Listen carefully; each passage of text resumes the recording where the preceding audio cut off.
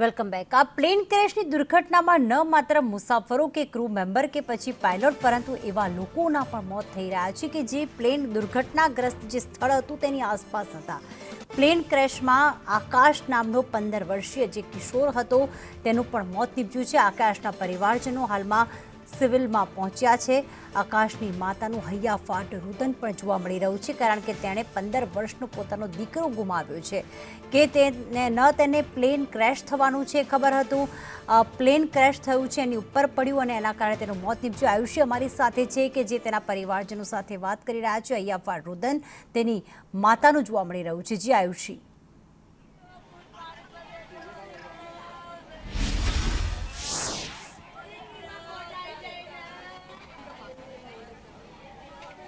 जी आयुषी। અમદાવાદમાં ગઈકાલે જે પ્લેન ક્રેશની આ ઘટના સામે આવી જેમાં યાત્રિકોનો તો મોત થયા છે પરંતુ જે લોકો જે જગ્યાએ પ્લેન ક્રેશ થયું હતું ત્યાં નીચે રહેલા લોકોમાંથી પણ જે એક 15 વર્ષીય આકાશ છે તેનું મોત થયું છે જેને લઈને અત્યારે પરિવારની હાલત જોઈ શકાય છે કે રોપોકરણ અહીંયા કરવામાં આવી રહ્યું છે। 15 વર્ષીય આકાશ પટણી છે કે જે પ્લેન ક્રેશ થયું તે સમય દરમિયાન જે આકાશની માતાને ચાની કીટલી હતી જે નીચે ચા બનાવવાનું કામ કરતી હતી અને દીકરો ખાટલામાં સૂતો હતો અને અચાનક જ આ જે પ્લેન ક્રેશની ઘટનામાં આગ ફાટી નીકળી જેની અંદર આકાશનું દાઝી જવાથી મોત થયું છે જ્યારે તેની માતા પણ ગંભીર રીતે દાઝી જવાથી હાલ હોસ્પિટલમાં સારવાર લઈ રહી છે અને તેની હાલત પણ ખૂબ જ ગંભીર હોવાની માહિતી છે સામે આવી રહી છે। ત્યારે અત્યારે આ રોપોકરણના દ્રશ્યો અત્યારે આ કરુણ દ્રશ્યો જે અહીંયા સામે આવી રહ્યા છે કે પરિવાર માંગ કરી રહ્યો છે કે તેમને તેમનો પુત્ર જોવો છે। જે આકાશ છે તેની આ કાકી જે શું થયું તું બા કોણ ગુજરી ગયું છે તમારું? એમનો કાકીનો છોકરો છે એમનો એ ત્યાં સૂતો હતો ને ખાટલામાં તો અચાનક ઉપર આગ પડી ગઈ। એની મમ્મી બચાવવા ગઈ હતી મમ્મી બી દાઝી ગઈ। ક્યાં છે એની મમ્મી અત્યારે? દાખલ છે અંદર। શું થાય છે તમારો? કોણ હતું આ? મારા કાકી આવનો ભાઈનો છોકરો છે એમ ગોરા કે એની મમ્મી અંદર દાખલ છે એની તબિયત સારી છે। બિલકુલ અત્યારે જે રીતે જોઈ શકાય છે કે પરિવારજનો છે કે જે અત્યારે હાલ રોપોકરણ કરતા જોવા મળી રહ્યા છે। અત્યારે હાલ જે અહીંયાના દ્રશ્યો છે આવા અનેક પરિવારો અહીંયા છે કે જેને પોતાના વાલ સોયાને ગુમાવ્યા છે અને અત્યારની જે પરિસ્થિતિ છે હોસ્પિટલની બહાર આખો પરિવાર આવી પહોંચ્યો છે અને ન્યાયની માંગણી કરી રહ્યો છે। શું થયું હતું અને શું કહેવું છે તમારું?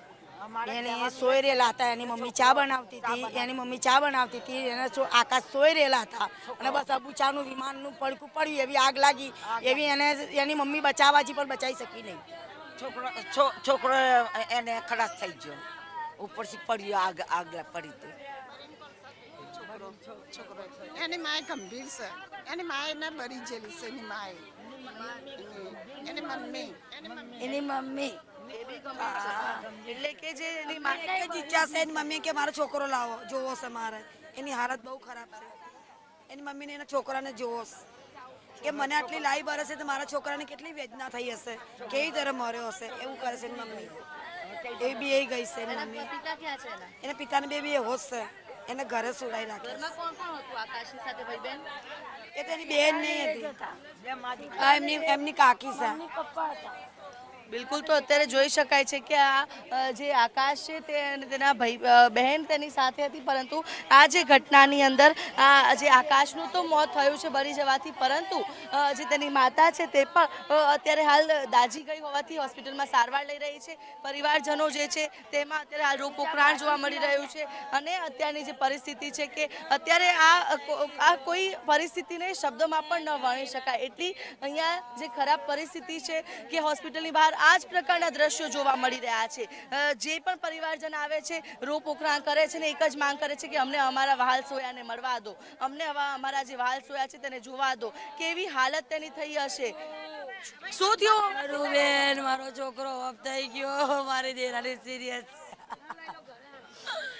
એ મને વિમાન પડ્યું આખો પરકો થયો છોકરાને વાસર વિમાનનું પરખું વાગ્યું એની મમ્મી બચાવવાજી બેન અમે ત્રણ જણ જ બીજું કોઈ નહીં મારો છોકરો ના બચાયા કે અમે પરિવારમાં કોણ કોણ છે? અંદર મમ્મી છોકરો આકાશ દીકરો મારો આકાશ દીકરો ઓફ થઈ ગયો પહેલાં વિમાનનું પડખું વાગ્યું, ખાટલામાં બેહોશ થઈને પડ્યો. એવી જ વાર ભડકો આવ્યો તો એની મમ્મી દાજી ગઈ, તો છોકરો એને જ બહેરીને કોયલા થઈ કેટલા ગયો. ભાઈ બહેન હતા? 2 જ છે, 3 બેબી, 2 બાબા. વહુ પ્રેગ્નેન્ટ છે, 8મો મહિનો વહુ નથી. તો જોઈ શકાય છે કે કેવી પરિસ્થિતિ છે અત્યારે હાલ.